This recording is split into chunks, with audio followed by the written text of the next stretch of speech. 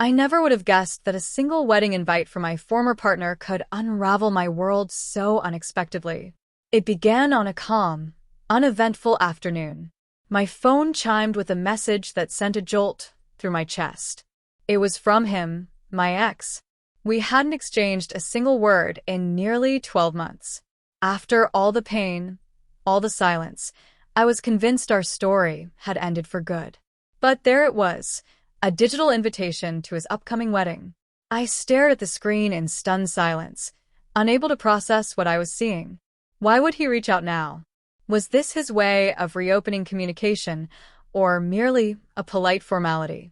Initially, I considered ignoring it.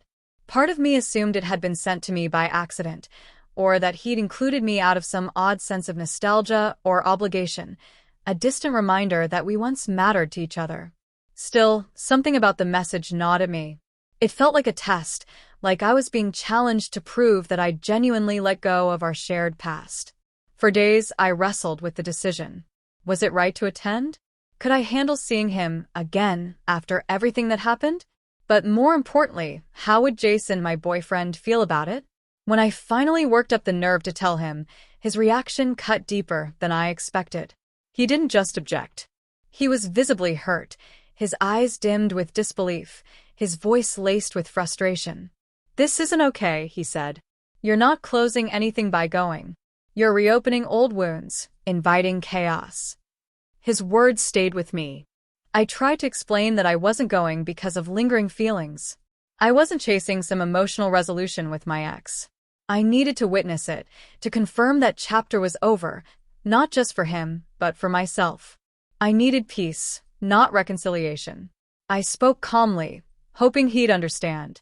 But Jason couldn't see it that way. To him, my decision felt like betrayal, like I was choosing history over the future we were building. In the days that followed, our relationship grew tense. We fought, sometimes with harsh words, sometimes with cold silences. The intimacy we once shared began to erode beneath the weight of mistrust. I kept asking myself, was I being selfish? Was I truly crossing a line by saying yes to that invitation? Then one evening, everything shifted. Jason came home, his expression somber. He sat down beside me and delivered the sentence that splintered my heart. "If you're going to his wedding," he said quietly, "then maybe we aren't meant to be together." The calmness in his tone made it even more devastating. I begged him to reconsider, told him I loved him, that this wasn't about my ex at all. It was about confronting the past, so it wouldn't keep haunting me. But Jason had already made up his mind. He stood, walked away, and didn't look back.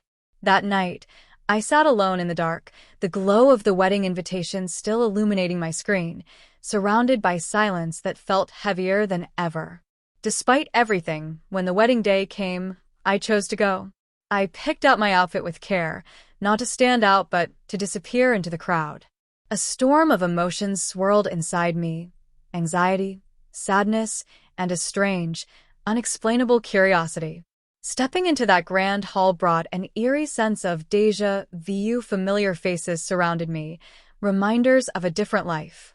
And then I saw him, standing at the altar, beaming in a way I had never seen when we were together. Our eyes locked for a moment. It was awkward, but honest. And that's when it hit me. This wasn't just a celebration of his new life. It was the final farewell to what we once were. A silent, symbolic goodbye to the person I used to be. As I watched him exchange vows with someone else, I felt a complex blend of regret and release. I had to accept the reality of what had been lost, and the cost of what I was still trying to hold on to. I couldn't stop thinking about Jason. Had I made the right choice? Could things have ended differently if I had chosen him over closure? After the wedding, I reached out to him. I needed to explain. I needed to try. But he was distant, emotionally guarded. He said he needed time, that my decision had made him question everything about us. His words hurt, but I couldn't blame him. Sometimes, love isn't enough to heal the fractures caused by broken trust. In the weeks that followed, I did a lot of soul-searching. That invitation wasn't just a piece of paper. It represented the thin, fragile lines between old wounds and present commitments, between healing and hurting someone unintentionally. I never set out to damage what Jason and I had. But the truth is, my decision blurred the line between closure and recklessness. And that realization, that unintentional damage, taught me a difficult lesson. Now I'm slowly rebuilding myself, one piece at a time. I'm learning not just to acknowledge my emotions, but to honor those of the people I love. This experience taught me that healing doesn't always come from looking backward. Sometimes it comes from protecting what's right in front of you.